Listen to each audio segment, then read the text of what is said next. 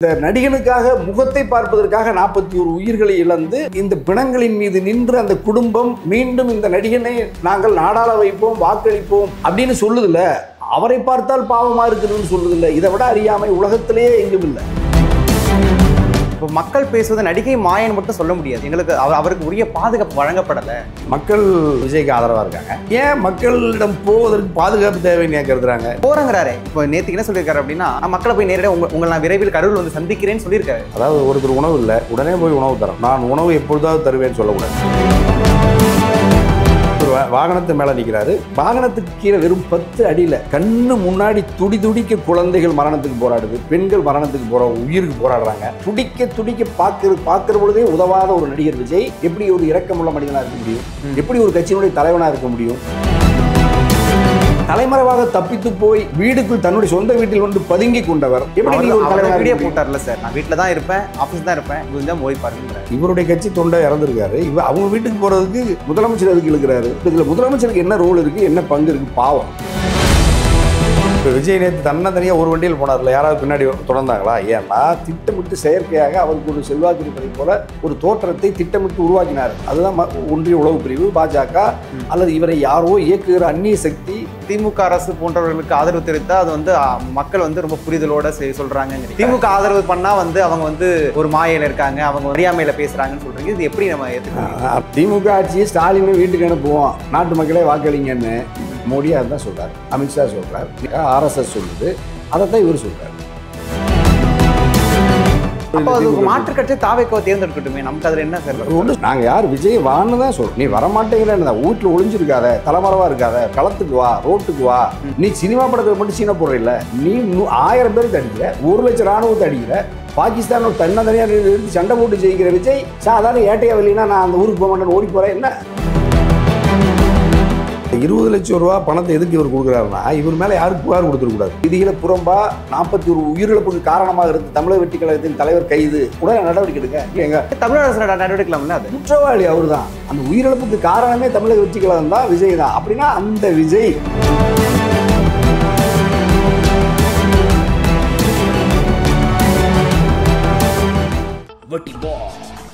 Big Boss Tamil season 9 review show நான் வர தினமும் ராத்திரி 11:30 மணிக்கு.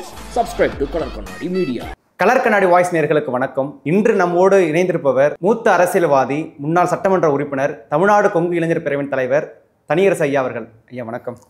வணக்கம். கலர் கண்ணாடி வாய்ஸ் நேயர்களுக்கு வணக்கம். ஐயா, இப்போ விஜய் அவர்கள் வந்து கரூரில் துயரத்தில் 41 பேர் இறந்தாங்க. இறந்தவர்களை நேரில் சந்திக்காம மாமல்லபுரத்தில் கூட தனியார் விடுதியில் அழைத்து தனித்தனியே சந்திச்சிருக்கிறாரு. அது மட்டும் இல்லாமல் ஒவ்வொருத்தரையும் காலில் விழுந்து கதறி எழுததாக செய்திகள்லாம் சொல்கிறாங்களே, அது எப்படி நீங்கள் பார்க்குறீங்க? தேர்தலுக்கு முன்பு கட்சியை துவக்குவது, 6 மாத காலத்தில் ஒரு 10 பரப்புரை கூட்டத்திற்கு பிறகு நேரடியாக 2026 சட்டமன்ற பொதுத் தேர்தலில் நீங்கள் தமிழ்நாட்டு வாக்காளர்களாக வாக்களிக்கணும், நான் வந்து முதலமைச்சராகணும் அப்படிங்கிற அந்த பேராசை இருக்குல்ல, அந்த பெரு நம்பிக்கை, அது அதை நம்ம கடுமையாக விமர்சித்த தனியரசு. அப்போ தமிழ்நாட்டு மக்கள் நம்ம கருத்தை பெரும்பாலும் ஏற்றாங்க.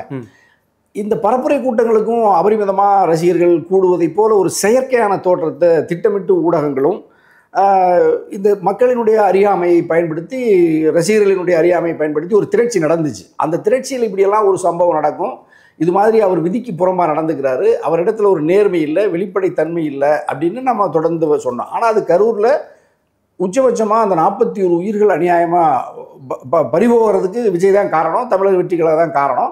அதற்கு பிறகு அவர் போய் அங்கே நேரடியாக நீங்கள் போய் பாதிக்கப்பட்ட மக்களுக்கு எந்த உதவியும் செய்யாமல் உடனே தப்பித்து தலைமறைவாகி வீட்டுக்கு வந்துட்டார். அந்த சூழ்நிலையில் இப்போவும் 30 நாட்கள் கடுமையான விமர்சனத்துக்கு ஆளான பிறகு விஜய் பாதிக்கப்பட்ட மக்களின் குடும்பங்களை தன்னுடைய ஒரு விடுதிக்கு அழைத்து, தலைநகர் சென்னைக்கு பேருந்தில் அழைத்து வந்து அவர்களிடத்தில் மன்னிப்பு கேட்டதைப் போல, அவருக்கு ஆறுதல் சொன்னதைப் போல, சில நம்பிக்கைகளை சொன்னதைப் போல தகவல்களை பார்க்குறோம். இது பிழையானது, தவறானது, கண்டனத்துக்குரியது. பல்வேறு அரசியல் கட்சி தலைவர்களும் அதை கண்டிச்சிருக்காங்க. ஆகவே இன்னும் விஜய் நடிகர், தமிழக வெற்றி கழகத்தின் தலைவர் பக்குவப்படலை. அதாவது திரைப்படத்தில் தன்னை ஹீரோவாக காட்டுகிற பொழுது மக்களை நேசிப்பதைப் போல, மண்ணை நேசிப்பதைப் போல, மொழியை நேசிப்பதைப் போல ஒரு காட்சிகளை நடிப்பது பணம் சம்பாதிப்பது. ஆனால் உண்மையிலேயே தமிழ் மண்ணை நேசிக்காமல், தமிழ் இனத்தை நேசிக்காமல், தமிழ் மொழியை நேசிக்காமல், மக்களின் மீது அன்பு காட்டாமல் நேரடியாக முதலமைச்சர் அரியணைக்காகவே அரசியல் கட்சியை துவக்கியது போல ஒரு தோற்றம் இல்லை. அது பிழையானது, தவறானது. ஆனாலும் இந்த சம்பவத்துக்கு பிறகு விஜய்க்கு மக்கள் ஆதரவு அதிகமாக தான் இருக்கு. அதாவது ஊடகவியலாளர்களும் எதிர்கட்சியினரும் ஆளுங்கட்சியினர் தான் என்ன பண்ணியிருக்காங்க அப்படின்னா விஜய் விமர்சித்து பேசுறாங்க. மக்கள் என்ன பண்றாங்கன்னா, இது வரைக்கும் ஒரு மக்கள் கூட விஜய்க்கு எதிராக பேசவில்லை அப்படிங்கிறத நம்ம பார்க்க முடியுது. இப்போ கூடவே சந்திச்சவங்க கூட என்ன சொல்லியிருக்காங்கன்னா, அவர்களை பார்க்கும்போதே நம்ம எங்களுக்கு அப்படியே மனசு உடஞ்சு போச்சு, எங்க வீட்டு பிள்ளை வந்து இப்படி கதறி அழுது, அவர் இப்படி இருந்தவர் இப்படி வந்துருக்காரு அப்படின்னு சொல்லிட்டு மக்கள் ஆதரவாக தான் பேசுறாங்களே ஒழி ஒரு மக்கள் கூட அவர் எதிராக பேசவில்லைங்கிறது தான் பொதுவான ஒரு பார்வை. அதான் அந்த திரைப்பட மாயையில நடிப்பை உண்மை என்று கருதுகிற இருந்தாலும் புனையிலேயே வாழ்ந்து பழக்கப்பட்ட இந்த தமிழ் சமூகம் அறியாமையில வறுமையில தன்னை இப்படி தகவமைத்து வாழ யார் நம்மை ஆளாக்கினார்களோ அந்த மக்களுக்கு இவர்கள் பச்சை துரோகத்தை இந்த நம்முடைய தமிழ் மண்ணில் ஒரு நடிகனின் மீது இவ்வளவு பற்று. 41 உயிர்கள், அதாவது தமிழ் மொழி வாழ்க இந்தி ஒழிகன்னு சொன்ன மொழி போராட்டத்தில் 41 பேர் இறந்து போகல. நாட்டின் சுதந்திரத்தில் விடுதலை வேட்கையில் கூட 41 பேர் ஒரு இடத்துல மரணித்ததாக வரலாறு இல்லாத தமிழ்நாடு இந்த காவிரி உரிமை போராட்டமோ முல்லை முல்லை பெரியாறு ஆற்று நீர் உரிமை போராட்டத்திலேயோ ஈழத்தமிழர்கள் கொத்து கொத்தாய் செத்து மடிந்த பொழுது அந்த மக்களின் கண்ணீரை துடைப்பதற்கு களத்துக்கு வந்து முடியை கூட தராத இந்த தமிழ்நாட்டு மக்கள் இப்பொழுது இந்த நடிகனுக்காக முகத்தை பார்ப்பதற்காக 41 உயிர்களை இழந்து 41 உயிர்களின் இந்த பிணங்களின் மீது நின்று அந்த குடும்பம் மீண்டும் இந்த நடிகனை நாங்கள் நாடாள வைப்போம் வாக்களிப்போம் அப்படின்னு சொல்லுதில்ல. அவரை பார்த்தால் பாவமாக இருக்குதுன்னு சொல்லுதில்ல. இதை விட அறியாமை உலகத்திலேயே எங்கும் இல்லை. இப்போ மக்கள் பேசுவது நடிகை மாயன் மட்டும் சொல்ல முடியாது. ஏன்னா அவங்க ரொம்ப தெளிவாக சொல்கிறாங்க, எங்களுக்கு அவருக்கு உரிய பாதுகாப்பு வழங்கப்படலை, காவலர்கள் சரியாக இல்லை, அவர் கேட்ட இடத்த கொடுக்கல அப்படிங்கிற மாதிரியான கருத்தை சொல்கிறாங்க. அப்போ மக்கள் அரசியல் புரிதலோடு தான் இதை அணுகிறாங்கன்னு தான் பார்க்க முடியுது. அப்போ என்னென்னா நீங்கள் வந்து மக்கள் வந்து அவர் விஜய்க்கு ஆதரவாக இருக்காங்க. ஏன் மக்களிடம் போவதற்கு பாதுகாப்பு தேவைன்னு ஏன் கருதுறாங்க? இப்போ நீங்கள் சொல்கிறீங்க தமிழ்நாட்டு மக்கள் எல்லாம் விஜயின் மீது அன்பு பாராட்டுகிறார்கள், அவரை ஆற தழுவி வாக்களிக்க தயாராக இருக்கிறார். அப்படித்தான் நம்ம பொதுவெளியில் அப்படி ஒரு கட்டமைப்பை செயற்கையாக உருவாக்குறாங்க. திட்டமிட்டு தமிழ் சமூகத்துக்கு விரோதமான அரசியலை இந்த மண்ணில் நிறுவ வேண்டும் என்று கருதுகிற யாரென்றே தெரியாத ஒரு நடிகர் விஜய், ஒரு வயதான நடிகர் விஜய், ஒரு பலகீனமான நடிகர் விஜயை தமிழ்நாட்டின் முதல்வராக்குவதற்கு ஒரு கூட்டம், தமிழ் சமூகத்திற்கு எதிரான தத்துவ அரசியலுக்கு எதிரானவர்கள் விஜயை ஒரு கருவியாக பயன்படுத்துகிறார்கள். அதற்கு தமிழ்நாட்டு மக்கள் இரையாகிறார்கள். அப்படி இப்போ உங்கள் வினாவில் என்ன தெரியுதுன்னா, தமிழ்நாட்டு மக்கள் 41 பேர் இறந்த பிறகு விஜய் மீது கோபப்படவில்லை, இன்னும் அன்பு காட்டுகிறார்கள். அப்படின்னா நாட்டு மக்கள் அன்பு காட்டுகிற ஒரு நபர் வெளியில் வருவதற்கு யாராவது பாதுகாப்பு தர வேண்டும், அரசு தர வேண்டும், காவல்துறை தர வேண்டும், இராணுவம் தர வேண்டும் என்று கருதுவாரானே. ஆனால் அப்போ மக்களிடமிருந்து நீங்கள் ஏன் பயப்படுகிறீர்கள்? அல்லது மக்கள் வெளியே வந்தாலே அவருக்கு ஆபத்து என்று உணர்கிற அளவுக்கு இங்கு அவர் மீது எதிர்ப்பு இருக்கிறது. அவர் வந்து சுதந்திரமாக நடமாட முடியாதுன்னா மக்கள் அன்பு வைத்திருக்கிறார்கள் என்பதே பிழையானது, பொய்யானது. ஆகவே அவர் ஒரு செயற்கையான ஒரு ஒரு ஒரு ஒரு மாபெரும் ஒரு பெரிய தியாகியை போல படத்தில் காட்டுவதை போல களத்திலே காட்டுவதற்கு சில முயற்சிக்கிறார். அரசியல் வணிகர்கள், அரசியல் சூதாடிகள், அரசியல் சூழ்ச்சி நடக்கிறது இங்கே. அதற்கு நாட்டு மக்கள் இரையாகிறாங்க. ஒவ்வொருவரையும் தனித்தனியாக சந்தித்து கதறுகிறார், அழுகிறார்னு சொன்னதில் நான் இன்னொரு தம்பி 2 குழந்தையை இழந்த தந்தை சொன்னார் பார்த்தேன். நான் வந்து படத்தில் அவரை பார்க்கும்போது உறுதியாக இருப்பார், கம்பீரமாக இருப்பார் அப்படின்னு சொல்கிறான் அந்த பையன். அழகாக இருப்பார். நேற்று பார்க்குற ரொம்ப பாவமாக இருக்குது எங்களுக்கு. அவர் கதறி அழுகிறாரு. நீங்கள் சொன்ன மாதிரி அவர் காலில் விழுந்தாரா அழுதாரா என்ன நடந்துச்சுன்னு எனக்கு தெரியாது. ஆனால் அப்படியெல்லாம் அவர் பாவமாக இருக்குன்னு பரிதாபப்படுறாரு அந்த தம்பி. அப்படின்னா ஏன் இந்த நடிகர்கள் நேரடியாக வெளிப்படையாக மக்கள்கிட்ட வரமாட்டாங்கன்னா, மக்கள்கிட்ட நெருக்கமாக வந்தாலே இவர்கிட்ட ஒன்றும் இல்லை, இவர் வந்து பெரிய சக்திமான், ஒரு வலிமையானவர், சாதாரண மனிதனுக்கு இல்லாத ஆற்றல் இவருக்கு இருக்கிறது என்று நம்பி தான் மக்கள் வர்றாங்க. நெருக்கி பழகிட்டீங்கன்னா அப்படி ஒரு தோற்றமே அவங்கள்ட்ட பார்க்கல. அவர் ஏன் பாதுகாப்பு கேட்குறான்னு சொல்லும்போது, பிஜேபி தமிழ்நாட்டில் நுழைய பார்க்குறது, அதே போல் அதிமுக ஒரு வலுவான எதிர்கட்சி. அப்படி இருக்கும்போது புதுசாக ஒருத்தர் வந்தோன்னே இவ்வளோ மக்கள் இவ்வளோ பெரும் வெள்ளமாக போகிறாங்களே, இவ்வளோ ஃபேன் பேஸ் இருக்குது. அப்போ இதை தடுக்கணும்னு நினைக்கும் போது எந்த எல்லைக்கு வேணாலும் திமுக போகலாம், பிஜேபி போகலாங்கிற ஒரு அச்சத்தினால கூட விஜய் பாதுகாப்பு கேட்கலாம் இல்லையா? அதுக்கு ஏன் தமிழ்நாடு அரசு தர மறுக்குது? எந்த காரணத்திற்காக என் மீது எனக்கு இப்படி ஒரு த்ரெட், ஒரு அச்சுறுத்தல் இருக்குது, எனக்கு உயிருக்கு ஆபத்து இருக்குது, அல்லது என்னுடைய இயக்கத்தை அழிப்பதற்கு சதி நடக்கிறதுன்னு நீங்கள் எங்கேயும் போய் நீதிமன்றத்திலையோ அரசிடமோ இது வரைக்கும் முறையிடவே இல்லை. விஜயனுடைய தாவேக்காவோ அதனுடைய முன்னணி நிர்வாகிகளோ யாரும் போய் எந்த அரசு விசாரணை முகமையிடமோ பாதுகாப்பு முகமையிடமோ இதுவரைக்கும் போய் கோரிக்கையை வைக்கலை. அப்போ இவரை கற்பனையாக இப்போ நீங்கள் சொன்ன மாதிரி தான், அதாவது திராவிட முன்னேற்ற கழகம் அல்லது அரசு இவருடைய வளர்ச்சியை பார்த்து பொறுக்க முடியாமல் தடுப்பதற்கு சதி செய்கிறார் அப்படின்னு இவர் சொல்கிறார்ல. அப்படி சதி செய்தாலும் அந்த சதியை முறியடித்து களத்தில் மக்களோடு நின்று மக்களுக்காக துன்பத்தை ஏற்கிறவன் தான் தலைவன். ஆளுங்கட்சி ஒரு அழுத்தம் கொடுக்குதுன்னா நேரடியாக மக்கள் மட்டத்தில் விவாதிக்கிறது இல்லை வாதிடுறதுக்கு நல்லது தானே. அதுதான் மக்கள் அரசியலுங்கிறது. அதனால தான் மக்கள்கிட்ட வாங்கங்கிறேன். நீங்கள் கரூருக்கு போங்க, பாதிக்கப்பட்ட மக்கள் வீடுகளுக்கு போங்க போறங்கிறாரு. இப்போ நேற்றுக்கு என்ன சொல்லியிருக்காரு அப்படின்னா, நான் மக்களை போய் நேரடியாக உங்களை நான் விரைவில் கரூரில் வந்து சந்திக்கிறேன்னு சொல்லியிருக்காரு. உறுதி கொடுத்துருக்காரு. இல்லை சொல்லக்கூடாது. அதாவது ஒருத்தர் உணவு இல்லை உடனே போய் உணவு தரணும். நான் உணவு எப்பொழுதாவது தருவேன்னு சொல்லக்கூடாது. ஒருத்தர் மரணத்துக்கு கண்ணு முன்னாடி 10 அடியில் இவர் வாகனத்து மேலே நிற்கிறாரு. வாகனத்துக்கு கீழே வெறும் 10 அடியில் கண்ணு முன்னாடி துடி துடிக்க குழந்தைகள் மரணத்துக்கு போராடுது, பெண்கள் மரணத்துக்கு உயிருக்கு போராடுறாங்க. உயிர் பிழைப்பதற்காக, அதாவது நீரிலிருந்து கரை ஒதுங்கிய மீன் துள்ளுவதைப் போல மக்கள் துள்ளுறாங்க. தன்னுடைய ரசிகர்களும் தன்னுடைய கட்சி தொண்டனும் பொதுமக்களுக்கு துடிக்க துடிக்க பார்க்குற பொழுதே உதவாத ஒரு நடிகர் விஜய் எப்படி ஒரு இரக்கமுள்ள மனிதனாக இருக்க முடியும்? எப்படி ஒரு கட்சியினுடைய தலைவனாக இருக்க முடியும்? அப்பொழுதெல்லாம் அந்த கூட்டத்துக்குள்ள ஊடுருவி தண்ணீர் பாட்டில் கூட தராதவர், உணவுப் பொட்டலம் தராதவர், உடனடியாக மருத்துவ சிகிச்சை தராதவர், ஆனால் அவர்களையெல்லாம் உடனடியாக மருத்துவமனைக்கு அழைத்து சென்று சிகிச்சை தராதவர், அல்லது சிகிச்சை பலனளிக்காமல் இறந்தவர்களுடைய வீட்டுக்கு போய் உறவினர்களுக்கு ஆறுதல் சொல்லாதவர், தலைமறைவாக தப்பித்து போய் வீடுக்குள் தன்னுடைய சொந்த வீட்டில் வந்து பதுங்கி கொண்டவர். எப்படி வீடியோ போட்டார்ல சார், நான் வீட்டில் தான் இருப்பேன், ஆஃபீஸ் தான் இருப்பேன், புரிஞ்சா மோதி பாருங்கிறாரு. அப்புறம் தலைமறைவா அவர் ஆக போறது இல்லை. இப்போ மோதி பாருன்னா இப்படி யார் மக்கள்கிட்ட சொல்றாரா? இவருடைய கட்சி தொண்டை இறந்துருக்காரு, அவங்க வீட்டுக்கு போறதுக்கு முதலமைச்சர் எதுக்கு இழுக்கிறாரு? இப்போ இதில் முதலமைச்சருக்கு என்ன ரோல் இருக்கு, என்ன பங்கு இருக்கு? பாவம். அவர் அரசின் மீது காவல்துறை 1,20,000 காவல்துறையை இவர் குறை சொல்றார், அரசின் நிர்வாகத்தை குறை சொல்றார், அரசாங்கத்தை குறை சொல்றார், அதை நடத்துகிற முதலமைச்சரை குறை சொல்லுகிறார், அந்த மாவட்டத்தினுடைய சட்டமன்ற உறுப்பினர்கள் நாடாளுமன்ற உறுப்பினர்கள் குறை சொல்லுகிறார், பாதுகாப்பு தரலைங்கிறாரு. அப்படின்னா இப்போ இவங்க அது மட்டும் இல்லை, இப்போ நீங்கள் இந்த சம்பவம் நடந்துருச்சு, சிபிஐ வழக்கு விசாரிக்கணும், இந்த காவல்துறை நாங்கள் நம்பிக்கை இல்லைன்ட்டாரு. அந்த செய்தி உச்சநீதிமன்றம் சிபிஐ விசாரிக்கலான்னு சொன்ன உடனே நீதி வென்றுச்சுன்னு சொல்றாரு, போட்டார்ல. அப்போ நீங்கள் தமிழ்நாட்டு காவல்துறையை இனிமேல் நீங்கள் நம்ப போகிறதில்ல, அது உங்களுக்கு தேவையும் இல்லை, அது வேண்டாம். அப்படின்னா நீங்கள் இராணுவத்தை தான் அழைச்சிக்கணும் கூட. எடப்பாடி பழனிசாமி அவர்கள் நான் என்ன சொல்கிறாங்க, ஒரு கூட்டத்தில் கூட்டணிக்கான பிள்ளையார் சொல்லி போட்டாச்சுன்னு தாவைக்க கொடியை பார்த்து சொல்கிறாரு. இது வந்து கூட்டணிக்கு அவரே அழைக்கிறாரா? இல்லை, ஏற்கனவே அவங்க வந்து இப்போ விஜயை வந்து பாஜகவின் செல்லப்பில்லை, அவருடைய கருவின்னு சொன்னேன். அதே மாதிரி இப்பவும் விஜயை இயக்குவது பாஜக, மோடி அமித்ஷா அரசு, அவங்க தான் இயக்குறாங்க. எப்படி சொல்கிறீங்க? மொத்தமாக இன்னைக்கு எல்லாரும் விஜய் வாழ்க, விஜய் தான் ரொம்ப நம்பிக்கை உரியவர், நாணயமானவர், திமுக தான் குற்றம். இதில் அது ஏன் சொல்கிறாங்க அப்படின்னா, தமிழ்நாட்டில் இப்போ திமுகவை வந்து இருக்கக்கூடிய கூட்டணிகள் எல்லாம் அவருக்கு எதிராக தான் பேசுகிறாங்க. தமிழ்நாட்டிலோட எல்லாம் எதிராக பேசும்போது அப்போ அவருக்கு ஆதரவு ஒருத்தவங்க வரணும் இல்லை, அதனால பிஜேபி ஏடிஎம்கே அப்படின்னா இப்போ விஜயுடைய கொள்கை எதிரி பாஜக ஓடோடி வந்து கொள்கை எதிரியை காப்பாற்ற நினைக்குது. அப்போ விஜய் வளர்வது தனக்கு நல்லதுன்னு கொள்கை எதிரி பாஜக, அமித்ஷா, மோடி விஜயை பாதுகாத்து முதலமைச்சராக முயற்சிக்குது இல்லை.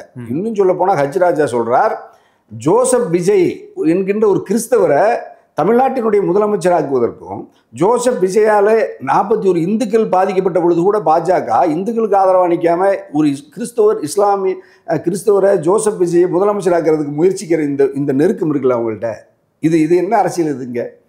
நான் சொல்லலை, அச்சராஜ் தான் சொல்கிறாரு. எடப்பாடியெல்லாம் ஒரு அதிமுகவுக்கு ஒரு கட்சி தலைவரே கிடையாது. அது எவ்வளோ பெரிய கட்சி, அது புரட்சித் தலைவர் அம்மாவால் நிர்வகிக்கப்பட்ட ஒரு கட்சி. இப்போ யாராலோ அது இருக்கிறதே தெரியல. பிரச்சார கூட்டத்தில் சொல்கிறார், எனக்கும் திமுகவுக்கு தான் போட்டி, DMK versus TVK, Stalin versus விஜய்னு சொன்ன அந்த அளவுக்கு கடுமையாக எடப்பாடியை ஒரு பொருட்டாவே போட்டியாளனாகவே கருதாத விஜயை நீங்கள் தாவேக்கா கொடி பறக்குது பிள்ளையார் சொல்லி போட்டு விட்டதுன்னு புலகாங்கிதப்பட்டுக்கிறார்ல விஜய், எடப்பாடி, இபிஎஸ். இது என்ன, இவங்க என்ன அரசியல்? இது ஒரு பக்கம் விஜய் எடப்பாடி விமர்சிக்கிறார், ஆனால் அதாவது எடப்பாடி விஜய் வாழ்கிறார். ஒருபுறம் கொள்கை எதிரி மோடி அமித்ஷான்னு சொல்கிறாரு, திமுகவுக்கு பாஜகவுக்கு கள்ள கூட்டணி அப்படின்னு சொன்ன விஜயை ஒட்டுமொத்த பாஜகவும் ஒன்றிய அரசு நிர்வாகமும் விஜயை பாதுகாத்து அரவணைக்கிறது. பாஜகவினுடைய முன்னணி தலைவர்கள் தான் போய் நீதிமன்றத்தில் விஜய்க்கு பாதுகாப்பு இல்லை, உயிருக்கு விஜய் பாதுகாக்கணும், விஜயை வந்து நீங்கள் சிபிஐ தான் இதை விசாரித்தா தான் நீதி கிடைக்கும்னு சொன்னது விஜய் கூட இல்லை. விஜயை இயக்கிய அவர்களுடைய முதலாளி, அவர்களுடைய பாஸ் அல்லது அவர்களை கட்டுப்படுத்துகிற பாஜக தான் சென்னை மாமன்ற உறுப்பினர் ரொம்ப மிக முக்கியமானவங்க அவங்க. அந்த அம்மா தான் நேரடியாக உச்சநீதிமன்றத்தில் சிபிஐ விசாரணை கேட்குறாங்க. ஒன்றிய பாஜக உமா ஆனந்த் அந்த அம்மா அவங்க இன்னைக்கு விஜய் சிபிஐ விசாரணைக்கு உத்தரவு போட்டதுக்கப்புறம் விஜய் ரொம்ப சந்தோஷப்படுறாரு. அதாவது எந்த தமிழ்நாட்டுக்கு முதலமைச்சராக வரணும் நான், ஆனால் தமிழ்நாட்டு போலீஸை நான் நம்ப மாட்டேன். எனக்கு இங்கே ஒரு வழக்கு சம்பவம் நடக்குதுன்னா டெல்லி என்னுடைய கொள்கை எதிரி பாஜக ஆளுகிற பாஜகவின் கைப்பாவையாக இருக்கிற சிபிஐ தான் என்னை விசாரிக்கணும்னு வலிந்து அந்த விசாரணை முகமையை தன் தோளில் சுமந்து கொண்டிருக்கிற விஜய். இப்படி 1000 விமர்சனங்கள் இருந்தாலும் இந்த கரூர் சம்பவத்துக்கு அப்புறம் 30 நாள், அதாவது 1 மாதம் கழிச்சு நேற்றுக்கு அறிக்கை விட்டுருக்காரு. திமுக ஆட்சியாளர்களை வீட்டுக்கு அனுப்புவது உறுதி அப்படின்னு சொல்லி திமுகவை விமர்சித்து ஒரு அறிக்கை விட்டுருக்காங்களா? தவறு இல்லை. அறிக்கை அந்த அறிக்கையாவது பேப்பரில் எழுதுறதுக்கு பேனாவை எழுதுறதுக்காவது ஒரு தைரியம் வந்துச்சு இல்லை? அது பெருசு. அது பேனா பேப்பர் முடங்கி கிடப்பாருன்னு பார்த்தா இப்போ நிர்வாகத்தை சீர்படுத்திருக்காரு. ஒரு புதிய நிர்வாக குழு ஏற்படுத்தி தெரியல யார் நிர்வாகம் இருக்கான்னு தெரியல. ஏன்னா ஏற்கனவே நிர்வாகிகள் ஓடி போயிட்டாங்க. ஏன்னா கரூர் மாவட்ட செயலாளர் புசி ஆனந்த், அப்புறம் ஆதவ அர்ஜுனா, இவங்க எல்லாம் தலைமறைவாக இருக்காங்க, வழக்கில் இருக்காங்க. அந்த நிர்வாகமான முடங்கி கிடக்கு, தலைமறை இயக்கம் மாதிரி இருக்குது. ஒரு பயங்கரவாத தீவிரவாத இயக்கத்துக்கு இணையாக முடங்கி கிடக்கிற ஒரு கட்சியாக தமிழக வெற்றி கழகம் இருக்குது. அவ்வளோ பெரிய நீங்கள் சொன்ன மாதிரி மக்கள் ஆதரவு பெற்ற எழுச்சிமிக்க ஒரு இயக்கத்துக்கு ஒரு நிர்வாகியோடு இல்லை. நீங்கள் மாவட்ட செயலாளரை கொண்டுட்டு போய் கோர்ட்டில் நிறுத்துறாங்க, கூட போகிறதுக்கு ஆள் இல்லை. இப்போ விஜய் நேற்று தனியாக ஒரு வண்டியில் போனார்ல, யாராவது பின்னாடி தொடர்ந்தாங்களா? ஏன்னா திட்டமிட்டு செயற்கையாக அவருக்கு ஒரு செல்வாக்கு இருப்பதை போல ஒரு தோற்றத்தை திட்டமிட்டு உருவாக்கினார்கள். அதுதான் ஒன்றிய உளவு பிரிவு, பாஜக அல்லது இவரை யாரோ இயக்குகிற அந்நிய சக்தி தமிழ்நாட்டில் ஒரு தத்துவவாதி இல்லாத ஒரு நடிகனாக திரும்ப இப்படி சொல்லும் போது அவர் உண்மையாவே பிஜேபி முழு இருக்காரு சொல்ல முடியும். ஏன் அப்படின்னா அவர் பிஜேபி கொள்கை எதுன்னு சொல்லிட்டாரு. அவர் எந்த இடத்துலயுமே பிஜேபி ஆதரவா பேசல. பிஜேபிக்காரங்க தான் வாலண்டியரா பேசுறாங்க போது நம்ம விஜய் அவர் பின்னாடி தான் இயக்குறான்னு சொல்ல முடியாது இல்லை? இப்போ அவங்க ஸ்டாண்ட் அப்படி என்ன இருக்கு? நான் ஒன்றும் தவறே சொல்லலை. இப்போ பிஜேபிக்கு எதிராக ஒரு போராட்டத்தை மத்திய ஒன்றிய பாஜக மோடி அமித்ஷா அரசு ஒரு வார்த்தை ஒரு போராட்டம் நடத்தியிருக்காரா? இப்போ திமுக தலைவர், திமுக அரசு, ஸ்டாலின் முதலமைச்சர், துணை முதலமைச்சர் விமர்சிக்கிற இதே விஜய் ஒன்றிய பாஜக மோடி அரசு குறித்து ஒரு சுட்டு விரலை நீட்டி ஒரு கேள்வி எழுப்பி ஒரு போராட்டத்தை நடத்தியிருக்காரா? நடத்த மாட்டார். கொள்கை எதிரின்னு சொன்னார். இந்த கொள்கை தான் எனக்கும் உங்களுக்கு எதிரி அப்படின்னு சொல்லவே இல்லை. பொதுவாக கொள்கை எதிரின்னு சொன்னாங்க, அப்பாவி மக்களுக்கு தெரியல. நீங்கள் சொன்ன மாதிரி 41 பேர் இறந்த பிறகு கூட உயிரை இழந்த குடும்பத்திலிருந்து மீண்டும் விஜய் வாழ்கன்னு சொல்கிறாங்களே, அந்த அளவுக்கு முனைமொழிங்கி கிடக்கிற மூடர்கள் இருக்கிற நாட்டில் கொள்கைனா என்னன்னே தெரியாது அவங்களுக்கு. விஜய்க்கே கொள்கை என்னன்னு தெரியலன்னா ரசிகர்களுக்கு எப்படி தெரியும்? உங்களுக்கு அதாவது திமுக அரசு போன்றவர்களுக்கு ஆதரவு தெரிவித்தா அது மக்கள் ரொம்ப புரிதலோட சொல்றாங்கிறீங்க. திமுக ஆதரவு பண்ணா அவங்க ஒரு மாயையில இருக்காங்க, அவங்க ஒரு அறியாமையில பேசுறாங்கன்னு சொல்றீங்க. இது எப்படி நம்ம ஏத்துக்கணும்? நல்ல கேள்வி. திராவிட முன்னேற்ற கழகத்தை எதிர்ப்பதற்கு இது காரணம்னு சொல்லுங்க. ஒரு வார்த்தை பேசியிருக்காரா? திமுக ஆட்சியை ஸ்டாலின் வீட்டுக்கு அனுப்புவோம், நாட்டு மக்களே வாக்களிங்கன்னு மோடி அதுதான் சொல்கிறார், அமித்ஷா சொல்கிறார், நீங்கள் சொல்கிற உமா ஆனந்த் அந்த அம்மா சொல்கிறாங்க, பாஜக ஆர்எஸ்எஸ் சொல்லுது, அதைத்தான் இவர் சொல்கிறார். பாஜக ஆர்எஸ்எஸ் என்ன சொல்லுது? திமுகவை அழிக்கணும். ஏன் திமுகவை அழிக்கணும்? திமுக ஒரு தத்துவ ரீதியாக தாய் தமிழ் மண்ணில் சாதியை கடந்து, மதத்தை கடந்து, ஏழை பணக்காரன் பாகுபாட்டை கடந்து, அதனாலதான் ஆணவ கொலை நடக்குது, சாதிய வன்கொடுமை நடக்குது, பெண்களுக்கு ஒரு காவல்துறைக்கு பாதுகாப்பு இல்லை, அப்படியே நடக்குதான்னு கேட்கல. மக்கள் ஜனநாயக பணியாளர்கள் களத்தில் போராடுறாங்க, அவங்களுக்கு இன்னும் போராடுவது தானே ஜனநாயகம். போராடலாம் நீங்கள் அரபு நாடு மாதிரி தான் இருக்கும். அரபு நாட்டில் இருக்கக்கூடிய கட்சி ஆட்சியில் மக்கள் நாங்கள் ஏன் போராடணும்? மக்கள் அதுக்கு தான் தேர்தல் வருது. நீங்கள் போராடலாம். ஏன் நீங்கள் 2024 40 நாடாளுமன்ற தொகுதியில் மாற்று கட்சி தாவேக்காவை தேர்ந்தெடுக்கட்டுமே, நமக்கு அதில் என்ன சார்? ஒன்றும் சொல்லலையே, வாங்கன்னு தான் சொல்கிறோம். நீ நாங்கள் யார் விஜய் வான்னு தான் சொல்கிறோம். நீ வரமாட்டேங்கிறன்னு தான். வீட்டில் ஒளிஞ்சிருக்காத, தலைமறைவாக இருக்காத, களத்துக்கு வா, ரோட்டுக்கு வா, போராடு, வழக்கை சந்திச்சு வா, சிறைக்கு வா. நீ சினிமா படத்தில் மட்டும் சீனை போடுறில்ல. இப்போ சினிமாவில் மக்களை திரட்டிக்கிட்டு நேராக கோட்டைக்கு வர்ற, அமைச்சர் வீட்டுக்கு போகிற, கோர்ட்டுக்கு போகிற, நீதிமன்றத்துக்கு போகிற, இங்கேயே வரமாட்டேற அப்படின்னா நீ ஒரு பெரிய பாதுகாப்பு. இப்போ 100 பவுன்ஸ் உனக்கு எதுக்கு? சினிமாவில் என்ன காட்டுற? நீ 1000 பேருக்கு அடிக்கிற, 1 லட்சம் ராணுவத்தை அடிக்கிற, பாகிஸ்தான் ஒரு தனியாக எடுத்து சண்டை போட்டு ஜெயிக்கிற விஜய் சாதாரண ஏட்டையாக இல்லைன்னா நான் அந்த ஊருக்கு போக மாட்டேன்னு ஓடி போகிறேன். என்ன அதான் அந்த தம்பி சொல்கிறான். யாரை? விஜய் நேராக பார்த்த தம்பி சொல்கிறான். அதில் என்ன போல்ட்டாக இருப்பார் படத்தில் பார்த்தா, இதனை இப்படி பாவமாக இருக்கார், ஐயையோ ரொம்ப டம்மி பீஸாக இருக்காருன்னு வடிவேல் மாதிரி அந்த பையன் சொல்கிறான். விஜய்க்கு எதிராக ஒரு விஷயம் நடந்துச்சு. என்ன நடந்துச்சு அப்படின்னா, அவருக்கு அதிர்ச்சி தர வகையில் 20 லட்சத்தை திருப்பி அனுப்பிய ஒரு பெண், கணவனை இழந்த ஒரு பெண் என்ன பண்ணாங்க, 20 லட்சத்தை அவங்க அழைச்சிருக்காங்க, அவங்க வர மறுத்துட்டாங்க. அவங்க உறவினர் யாரையோ வந்து கூப்பிட்டு நாங்கள் அவங்கள பாதிக்கப்பட்டு சந்திச்சோங்கிற மாதிரி போட்டிருக்காங்க. இதை வச்சு அவங்க திருப்பி அனுப்பிட்டாங்க. இந்த கருத்தை எப்படி சார் பார்க்குறீங்க? இல்லை, அதான் அந்த 20 லட்சம் ரூபா பணத்தை எதுக்கு இவர் கொடுக்குறாருன்னா, இவர் மேலே யாரும் புகார் கொடுத்துருக்கூடாது. நான் விஜயை நம்பி வந்தேன், என்னுடைய குடும்பத்தில் இவ்வளோ பேர் இருந்திருக்கேன், எனக்கு நீதி வேணும், விஜய் மீது A1 அக்யூஸ்டாக நீங்கள் வழக்கு பதிவு செய்யுங்க. அந்த கட்சியினருடைய முன்னணி நிர்வாகிகள் இப்போ நீங்கள் வந்து இப்போ Vijay A1, A2 Bussy Anand, A3 Aadhav Arjuna, A4 Arunraj, இப்படியே நீங்கள் இந்த பட்டியலில் இருக்கிற நிர்மல்குமாரோட பல்வேறு முக்கிய முன்னணி நிர்வாகிகளை எல்லாம் நீங்கள் அந்த வண்டியில் இருந்தவங்களையெல்லாம் நீங்கள் அக்யூஸ்டாக மாற்றுங்க. இந்த வழக்கு 41 பேர் வழக்கை கொலை வழக்காக மாற்றி அதில் நீங்கள் இவங்களெல்லாம் குற்றவாளியாக போட்டு இவங்களை உடனே கைது செய்யுங்க, இவங்களெல்லாம் குண்டாசில் போடுங்க, கட்சியை தடை செய்யுங்க, தேர்தல் ஆணையை ரத்து பண்ணுங்கள், கட்சிக்கு அதாவது காவல்துறைக்கும் விதிகளுக்கும் கட்டுப்படாமல், நீதிமன்ற நிபந்தனைகளுக்கு கட்டுப்படாமல், இப்படி வந்து விதிகளை புறம்பா 41 உயிரிழப்புக்கு காரணமாக இருந்த தமிழக வெற்றி கழகத்தின் தலைவர் கைது, உடனே நடவடிக்கை எடுங்க. இப்போ எங்கள் தமிழக அரசு நடவடிக்கலாம்ல, அது தமிழக அரசாங்கம் நடவடிக்கை எடுக்கலாம்ல, தமிழக அரசாங்கம் எடுக்கலங்கும் போது அதுக்குள்ள போய் ஏதாவது பயம் திரும்ப கூட சொல்லியிருந்தாரு. நான் சொன்னது அது. நான் 10 நாள் நான் போராடினதுக்கு அப்புறம் திரும்ப மட்டும்தான் ஒரு நாள் ஒரு கருத்தை சொல்லிட்டு இப்போ அமைதியாயிட்டார். நான் இந்தியாவிலேயே சம்பவம் நடந்த அடுத்த நிமிஷம் விஜய் மேல வழக்கு பதிவு செய்து கைது செய்து சிறையில் அடைன்னு சொன்னது தனி அரசு. ஆர்ப்பாட்டம் பண்ணியிருக்கேன், கரூர்ல சுவரட்டி அடிச்சு ஒட்டியிருக்கேன். தமிழக அரசே, காவல்துறையே, ஒன்றிய அரசே, மோடி அரசே நடவடிக்கைன்னு சொன்னது தனி அரசு தான். தனி அரசை தவிர எல்லா அரசியல் கட்சி கைகட்டி நிற்குது. நீங்க சொன்ன மாதிரி தான் விஜயை பார்த்தா ராணுவம், போலீஸு, ஊடகம் எல்லாம் கைகட்டி கால் உழுது. நான் சொல்ற தமிழ்நாடு அரசியவே கடுமையாக விமர்சித்த ஒரே ஆள் தனி அரசு தான். அப்ப தமிழக அரசே இப்படி விஜய் பயப்படுற நிலையில தமிழ்நாடு அரசியல் மையமா விஜய் திகழ்கிறார் அப்படிங்கிறத அதுதான் ஒரு மனிதனை நம்பி அரசாங்கம் அச்சப்படுதுனாலே முதல்ல இது ஜனநாயகமாங்கிறேன். இது முதல்ல ஒரு அறிவு சமூகமாங்கிறேன் நான். நீங்கள் இப்போ யோகியே மோடி எதிர்த்து இந்தியாவே மோடி பார்த்து பயப்படுறாங்க. பயப்படுறது ஒரு அச்சங்கிறதே முதல்ல மனிதனுக்கு தாழ்வானது, அறிவுக்கு முரணானது, அச்சப்படக்கூடாது. இப்போ நீங்கள் ஒரு விஜயை வந்து ஒரு கருத்து பேசுகிறா, கருத்துக்கு எதிராக பண்ணுது, அதனுடைய சம்பவங்கள் அறிவுக்கு முரணானதுன்னு தனியரசு பரப்புரை நடத்துகிறேன். இப்போ எங்கள் கட்சியை சார்ந்தவங்க அங்கே யாரும் போய் இறக்கலை. ஆனால் அங்கே அதாவது முதுகலை ஆங்கிலம் கற்றவன் போய் அங்கே இறந்து போகிறான் கூட்டத்தில் நெரிசலில் சிக்கி. இங்கே எதுக்கு கல்லூரி, இங்கே எதுக்கு பல்கலைக்கழகம், அவனுக்கு எதுக்கு நீங்கள் அவ்வளோ உயர்ந்த கல்வி கொடுத்து அரசாங்கம் அவனை படிக்க வச்சிங்க? இன்னும் சொல்ல போனால் இந்த 10 லட்ச ரூபா அரசாங்கம் கொடுத்ததே தப்பு. அரசாங்கமே 10 லட்ச ரூபாய் நீ உடனடியே திரும்ப பெறணும். ஏன் தெரியுமா? இந்த 37 குடும்பம் நேற்று வந்ததாக சொல்கிறாங்கல்ல, இந்த 37 குடும்பமும் தமிழ்நாடு அரசாங்கத்தை நம்பல, தமிழ்நாடு காவல்துறை மேலே குற்றச்சாட்டு சொல்கிறாங்க. தமிழ்நாட்டு அரசாங்கத்துக்கு நம்பாமல் சிபிஐ வழக்கு வேணும்னு சொல்கிறான்ல. அப்படின்னா நீ தமிழ்நாட்டோட அரசாங்க பணத்தை திருப்பி எல்லாரும் மக்கள் ஒரு அவங்க வீட்டில் இழப்பு ஏற்பட்டிருக்கு, அவங்க தான் சொல்றாங்க, பிரச்சனை இருக்கும்போது அவங்க தான் சொல்றாங்க, அவங்க நம்பிக்கை இல்லைங்கும் போது அவங்க அந்த மாதிரி விஷயங்கள் எடுக்கிறது.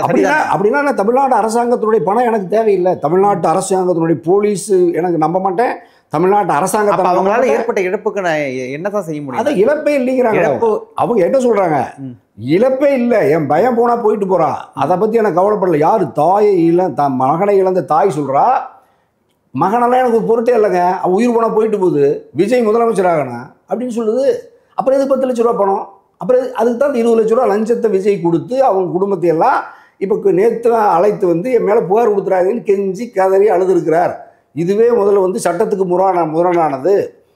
நீதிமன்றத்தினுடைய சிறப்பு விசாரணை அமைச்சிருக்காங்க, இதையெல்லாம் கண்காணிக்கிறதுக்கு நீதிபதி இருக்காரு. ஆனால் இதில் A1 அக்யூஸ்ட் என்று எதிர்காலத்தில் கருதப்படுகிற நாங்கள்லாம் குற்றம் சொல்கிற விஜய் அந்த பாதிக்கப்பட்டவங்களை அழைத்து நேரடியாக 20 லட்ச ரூபா லஞ்சமும் எதிர்காலத்தில் இருக்கிற எல்லா ஒரு இழப்பு ஏற்பட்டிருக்கு, அவங்களை ஒரு இழப்பீடு தொகை கொடுக்குறாரா லஞ்சம்னு சொல்றீங்களே? ஆமாம், ஏன் பாதிக்கப்பட்டவர் எப்படி பாதிக்கப்பட்டு குற்றவாளி கூண்டில் நிற்கிற ஒருவர் பாதிப்புக்கு இரையான உங்களுக்கு கொடுக்கறது பேர் என்ன? லஞ்சம் தான்.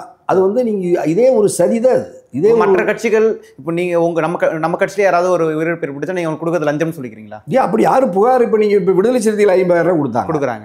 ஏன்னா அவங்க வந்து அதில் பாதிக்கப்படலை, அவங்க கொடுக்கறது மனிதாபிமானம், அரசாங்கம் கொடுக்கறது மனிதாபிமானம். இன்னும் பல கட்சிகள் கொடுத்துருக்காங்க, காங்கிரஸ் கட்சி கொடுத்துருக்கு, அதிமுக கொடுத்துருக்குன்னா அதெல்லாம் மனிதாபிமான அடிப்படையில் கொடுக்கறது. நான் தனியரசு போகிறது மனிதாபிமான அடிப்படையில் போகிறது. ஆனால் விஜய் கொடுக்கறது குற்றவாளி அவர் தான். அந்த உயிரிழப்புக்கு காரணமே தமிழக வெற்றி கழகம் தான், விஜய் தான். அப்படின்னா அந்த விஜய் கொடுக்குற 20 லட்ச ரூபா பணத்தை பெற்றுக்கொண்டு விஜய் வாழ்கன்னு சொல்கிறாங்க, புகார் தர மறக்கிறாங்கன்னா அதே வந்து ஒரு ஒரு ஒரு கிரிமினல் ப்ரொசீஜர். அதாவது நீதி பரிபாலனத்தில் குற்ற நடவடிக்கையிலிருந்து தன்னை காப்பாற்றிக் கொள்வதற்கு பாதிக்கப்பட்ட நபர்கள் தன் மீது புகார் கொடுக்காமல் இருப்பதற்கு கொடுத்த கையூட்டு, லஞ்சம், ஊழல், ஆகவே அந்த லஞ்சத்தை சாட்சிகளை கலைத்து சாட்சிகளை புகார் தராமல் தடுத்து நிறுத்துவதற்கு விஜய் அந்த 37 குடும்பத்தை கொண்டு வந்து மொத்தமாக பேசாமல் தனித்தனியாக பேசியிருக்காரு. அப்போ நீங்கள் இப்போ இதை விட பெரிய குற்றம் வேற என்ன இருக்க முடியும் சார்? இறுதியாக அதாவது நம்ம விஜய் மட்டும் கிடையாது, ஜெயலலிதா அம்மா இருக்கும்போது கூட கும்பமேளாவில் கிட்டத்தட்ட ஒரு 50 பேர் இறந்துருக்காங்க. அப்புறம் நம்ம அந்த ஏர் ஷோ நடத்தும் போது நம்ம மெரினா பீச்சில் ஒரு 10-15 பேர் இறந்துருக்காங்க. அப்புறம் பெங்களூரில் இறந்துருக்காங்க, இதில் கிரிக்கெட்டில் ஐபிஎல்ல. இப்படி தொடர்ந்து இந்த அசம்பாவிதங்கள் ஏற்படுத்தும் இந்த விபத்து தான், தெரிஞ்சு ஏற்படுறது கிடையாது. அதனால வந்து அவங்க தகுதியிலன்னு சொல்ல முடியாது இல்லை. இப்போ ஜெயலலிதா அம்மா குறை சொல்ல முடியாது, முக சொல்ல முடியாது இல்லையா? அந்த வகையில் விஜயனுடைய அடுத்த கட்ட நடவடிக்கைகள் இப்போ என்னவா இருக்கும்? மனித இனத்தினுடைய அல்லது சட்டத்தின் ஆட்சி நடக்கிற ஒரு ஜனநாயக நாட்டில் இது மிக மிக கண்டிக்கத்தக்கது. இந்த தமிழக வெற்றி கழகம் தன்னை திருத்திக் கொள்ள வேண்டும். விஜய் தன்னை திருத்தி கொண்டு இன்னும் நிறைய கற்றுக்கொண்டு அரசியலுக்கு வரணும். இப்போ நீங்கள் சொன்னீங்க அவர் துவக்க நிலையில் வர்றாரு, அதனால தடுமாறுறாருன்னு. அப்போ துவக்க நிலையில் வந்து ஒரு சம்பவத்திலேயே 41 பேர் உயிரிழக்கிறாங்க. நாளைக்கு இவர் ஒரு முதலமைச்சராகி இவர் துவக்க நிலையில் அறியாமையில் ஒரு சட்டத்தை போடுறாரு அல்லது ஒரு நிகழ்ச்சி நடத்துகிறாருன்னா இன்னும் எவ்வளவு பாதிப்புகள் வரலாம், எவ்வளவு உயிர்கள் இழக்கப்படலாங்கிற அச்சத்திலிருந்து தனியரசு தமிழக வெற்றி கழகமும் விஜயும் ஒழுங்கு செய்யணும். அதற்காக குறைந்தபட்ச வழக்கு பதிவு செய்து கைது செய்து சிறையில் அடைங்க, விசாரணை நடக்கட்டும். இது நடந்தால் நாளை எதிர்காலத்தில் இது மாதிரி விஜயும் நடக்க மாட்டார். விஜய் நம்பி வர நிர்வாகிகளும் தவறாக காவல்துறையை மீற மாட்டாங்க, சட்டத்தை மீற மாட்டாங்க. தனியரசு மேலே பல வழக்கு இருக்குது, 50 வழக்கு இருக்குது. எது வழக்கு? தடையை மீறி நாங்கள் ஆர்ப்பாட்டம் பண்ணணும், சாலை மறியல் பண்ணணும், ஐபிஎல் கிரிக்கெட் போட்டி, காவேரி உரிமைக்காக போராடி என் மேலே இப்போ வழக்கு இருக்குது. தலைநகர் சென்னையில் வழக்கு இருக்குது. ஆனால் விஜய் மேலே மட்டும் வழக்கே இல்லை. நாங்கள் என்ன எங்களால் எந்த உயிருக்கு ஆபத்தோ ஒரு முடிக்கு கூட ஆபத்தே இல்லை. மக்கள் நலன் கருதி களத்தில் நின்று எங்கள் மேலே பாரதிராஜா மேலே, வைரமுத்து மேலே, அன்சாரி மேலே, தனியரசு மேலே, கருணாஸ் மேலே, முன்னணி நிர்வாகிகள் சீமான் மேலே, திருமா மேலே, எல்லா தமிழக வாழ்வுரிமை எங்கள் வேல்முருகன் மேலே நாங்கள்லாம் வழக்கு நீதிமன்றத்துக்கு அழைச்சிக்கிட்டு கிடக்கிறோம். வார்டு மெம்பர் ஒரு சட்டமன்ற உறுப்பினர் ஆகிறதுக்கு காலமெல்லாம் போராடுற எங்கள் நாங்களே இத்தனை வழக்கு சுமந்து வர்றோம். விஜய் மட்டும் எப்படி? யார்? எந்த ஒரு விஜய்? இன்னும் அட்ரஸே தெரியல. யார் அவங்க அப்பா அம்மா? யார்? எந்த ஊர், எந்த மாநிலம், எந்த இனம்னே தெரியல. அந்த புஜியானந்துக்கு எந்த ஊருனே தெரியல. ஆதவர்ஜினாவுக்கு எந்த ஊருனே தெரியல. தமிழ்நாட்டையே சாராதவங்க. அப்போ தமிழ்நாட்டை சாராதவர்கள் வந்து தமிழ்நாட்டினுடைய இந்த பாமர மக்களுடைய வாக்கு மட்டும் வேணும் முதலமைச்சராவேன். ஆனால் காவல்துறையோ அரசாங்கத்தை நான் நம்ப மாட்டேன். டெல்லி சிபிஐ தான் வேணும்னா அப்போ நீ டெல்லியில் போய் வடநாட்டில் தான் ஓட்டு வாங்கி அங்கே தான் நீ முதலமைச்சராகணும். எதுக்கு தமிழ்நாட்டில் முதலமைச்சர் இருக்கிற? இது தமிழ்நாட்டு மக்களோட கேள்வியை தான் தனியரசு கேட்குறேன். ஆகவே விஜய் திருந்தினால் எதிர்காலத்தில் பரிசீலிப்போம். இல்லைன்னா சட்டப்படி குற்றவாளி கூண்டில் நிறுத்த வேண்டும் என்று நம்முடைய கலர் கண்ணாடி வழியாகவும் அரசுக்கு கோரிக்கை வைக்கிறேன். மகிழ்ச்சி சார், தங்கள் பொன்னான நேரத்தை ஒதுக்கி ஒரு நேரம் நல்ல கருத்துக்களை வழங்கியமைக்கு நன்றி. 2026 விஜயருடைய தேர்தல் களம் எவ்வாறு இருக்க போகுது, கரூரில் நடந்த மக்களுக்கு விஜய் அடுத்த கட்ட என்ன நடவடிக்கை எடுக்க போவார் என்பதை பொறுத்திருந்து பார்ப்போம். இது போன்ற அரசு தகவல் தெரிந்து கொள்ள கலகடா வாய்ஸ் நன்றி.